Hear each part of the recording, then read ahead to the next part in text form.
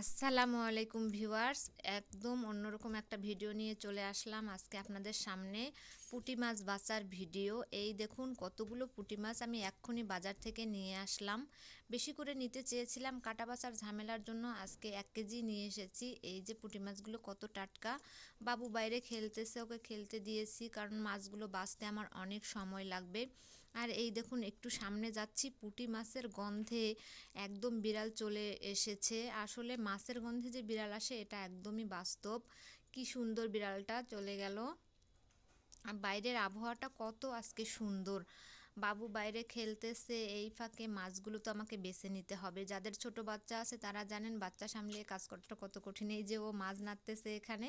পুঁটি মাছ ওর খুবই পছন্দ। এগুলো একদম মুসমুসে করে ভেজে দিলে ও দ্রুত খেয়ে ফেলে, তাই খুব ভালো লাগে। কষ্ট হলেও যে বাচ্চা আমার খায়, সেজন্যই কিন্তু আমি পুঁটি মাছগুলো নিয়ে এসেছি।